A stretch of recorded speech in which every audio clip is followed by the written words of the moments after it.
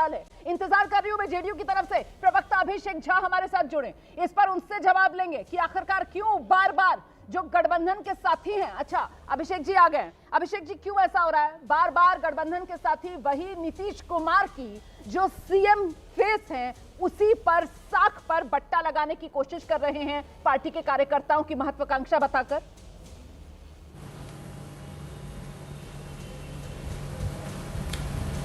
मैं रोमाना जी फ्लाइट में था, लेकिन जो जानकारी मिली, जो खबरें सामने आई, उसके आधार पर मैं प्रतिक्रिया दे पाऊंगा। देखिए, हर पार्टी, पॉलिटिकल जो पार्टी होती है, उसके कार्यकर्ताओं नेताओं की इच्छा होती है कि उनके जो सर्वमान्य नेता हैं वो सर्वोच्च पद तक जाएं, मुख्यमंत्री बने, प्रधानमंत्री बने, बड़े बड़े पदों पर जाए। इसमें कुछ भी अस्वाभाविक नहीं है। तो किसी पार्टी के कार्यकर्ता ने, नेता ने, सांसद ने क्या कह दिया ये मायने नहीं रखता है तब जब किसी पार्टी के राष्ट्रीय अध्यक्ष, किसी पार्टी के सर्वमान्य नेता इस बात को बार बार कह रहे हो कि बिहार में सीएम पद की कोई वैकेंसी नहीं है। चिराग पासवान जी ने क्या कहा कि हम सब, पूरा गठबंधन नीतीश कुमार जी के नेतृत्व में चुनाव लड़ेंगे और जनता का आशीर्वाद मिलेगा। उससे इतर उनकी पार्टी में कौन क्या बोल रहे हैं, इसका क्या मतलब है? कोई मतलब नहीं है इसका।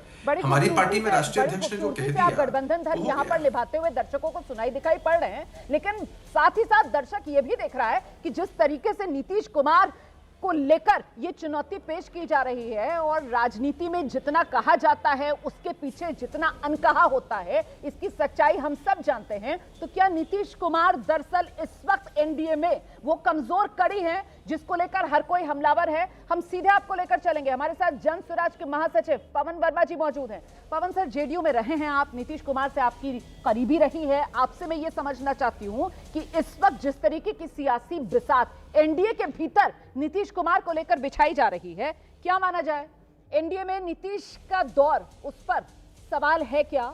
अगर आपका आकलन हाँ में है तो क्यों, ना में है तो क्यों? आवाज क्लियर नहीं आ रही। चित्रा जी, आपको मेरी आवाज सुनाई दे रही है? पवन जी नमस्कार, रोमाना इसार खान बोल रही हूँ चित्रा जी, आपको मेरी से। सर नमस्कार जी, थोड़ा सा ऑडियो क्लियर नहीं है, पर जहां तक मैं आपका प्रश्न समझाऊं, मैं जब उत्तर देता हूं जी।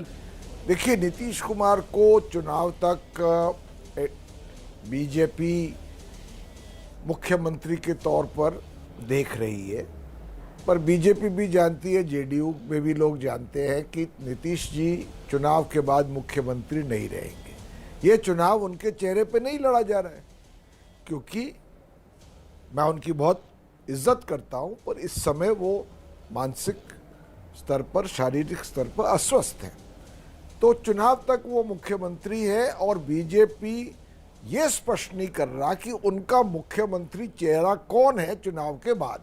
आपको ऐसा क्यों लग रहा है पवन? दूसरी तरफ बीजेपी की तरफ से, एलजेपी की तरफ से, जेडीयू की तरफ से, आधिकारिक तौर से तो हर किसी की तरफ से यही कहा जा रहा है कि साहब एनडीए में चेहरा सीएम का नीतीश कुमार ही है।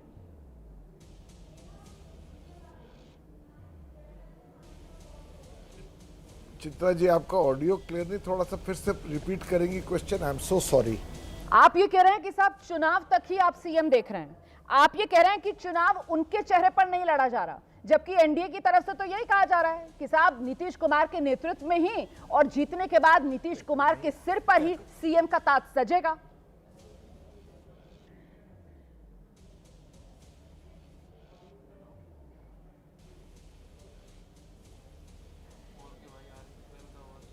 आवाज मुझे लगता है नहीं मिल रही है।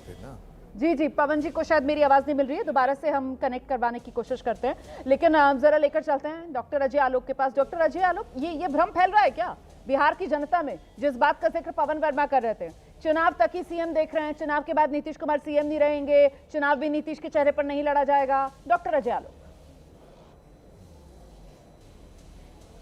रोमाना जी, आप पवन जी से क्या उम्मीद करती हैं? पवन जी हमारे विरोध में हैं, तो स्वाभाविक है कि वो ऐसी बातें करेंगे ना जिससे कंफ्यूजन फैले। कंफ्यूजन नहीं फैला के कंफ्यूजन क्लियर करने की जिम्मेदारी मैं पवन जी की तो नहीं देखता हूँ। ठीक है, उनका अपना आकलन है कि बीजेपी चुनाव तक ढो के ले चलेगी, फिर चुनाव के बाद नहीं रहेगी, बीजेपी अपना चेहरा नहीं दे रही है। ये क्यों चिंता कर रहे हैं बीजेपी की? जन स्वराज पार्टी पहली बार आई है, खाता उता खोलिए पहले, उसके बाद चिंता कीजिएगा बीजेपी की। एनडीए गठबंधन क्या कर रहा है ये किसी से पूछ के नहीं करेगा ना, वो तो अपने हिसाब से तय करेगा। अपना खाता उता खोल ले पवन जी पहले, उसके बाद ज़्यादा ठीक रहेगा। यहाँ पे कोई कंफ्यूजन नहीं है। मैं हंस इसलिए रहा था रुमाना जी क्योंकि लगातार आप कोशिश कर रही हैं, कभी वाजपेयी जी से, कभी अभिषेक से, कभी मुझसे, कि कुछ तो मिले, कुछ तो मिले। जितना कहा है उतना कहा नहीं है। अरे ना कहा है ना कहा है, सब कुछ खुला है। 225 वो तो खुला है। अरुण भारती ने खुद ही कह दिया है, मुझे क्या कहने की जरूरत है।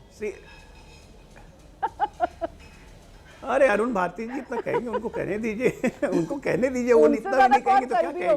बहनोई साला का रिश्ता, सांसद पार्टी के, हर वक्त घर में उठना बैठना साथ में, उनसे ज्यादा कौन करीबी होगा। वो तो बिल्कुल मन की बात जान रहे होंगे, तभी तो कह रहे हैं। अब बताइए, अब इतना भी तब इतना भी नहीं कहेंगे। जब इतना करीबी है तो इतना तो कहना बनता है उनका। अच्छा। यहाँ तो दूर वाले लोग कहने लगते हैं। अच्छा। करीबी का कहना बनता है, लेकिन कोई यहाँ कंफ्यूजन नहीं है। हाँ। अब मैं फिर कहता हूँ, सीएम पद हलवा नहीं है कि प्लेट में सजा के दिया जाए किसी भी बच्चे को। आराम से जनता जिसे चुनेगी सीएम वही बनेगा। एनडीए में कोई कंफ्यूजन नहीं है। 225 2025। ठीक, अब दीपक झा के पास चलते हैं, कांग्रेस के प्रवक्ता हैं। ये सीएम पद को लेकर बिहार में राहुल गांधी क्यों मौन है?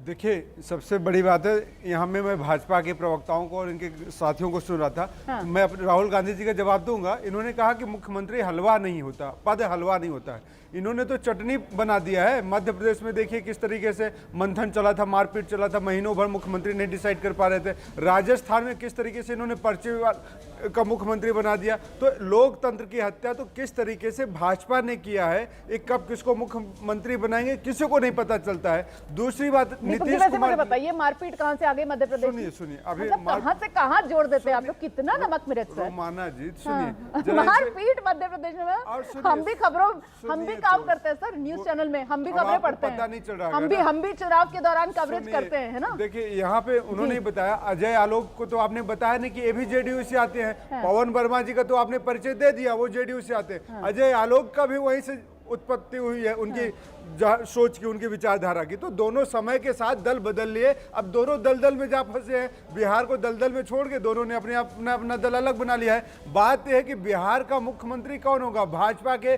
गृह मंत्री जो अमित शाह हैं आज देश के, उन्होंने कहा था कि हमारा गठबंधन बैठेगा, चुनाव के बाद हम डिसाइड करेंगे। They are still confuse, they are not sure कि नीतीश कुमार उनके मुख्यमंत्री कैंडिडेट है। बात यहीं खत्म हो जाती है। और भाजपा का जो चाल चरित्र चेहरा है वो भस्मासुर की तरह है, जिसके कंधे पे बैठते हैं उसी के पैर काट देते हैं, उसकी टांगे तोड़ देते हैं। महाराष्ट्र में आपने सिंधे को देखा, मध्य प्रदेश में सिंधिया जी भी गए थे कि शायद मुख्यमंत्री बन जाएंगे, और बनाया किसको, न सिंधे को बनाया, न सिंधिया को बनाया, न शिवराज को बनाया। तो इनको चमचे चाहिए जो इनके आज्ञाकारी हों, तो मतलब जो पर्ची वाले हों। मतलब दीपक जी आप ये चाहते हैं कि बिहार का सीएम कौन, इस सवाल का जवाब एनडीए ही दे, क्योंकि आपने मान लिया कि एनडीए जीत कर आएगा तो उसी को जवाब देना है। मैंने तो आपसे पूछा था कि राहुल गांधी क्यों मौन है, मतलब आप मान ही नहीं रहे कि आप लोग रेस में हैं, इसलिए आपको लगता है कि जरूरत ही नहीं है राहुल गांधी को इस सवाल का जवाब देने की, ऐसा है क्या? देखिए, अभी भाजपा प्रवक्ता और पूरा इनका गैंग बोल गया, जेडीयू बोल गया, आरजेडी सब जेडीयू वाले बोल गए।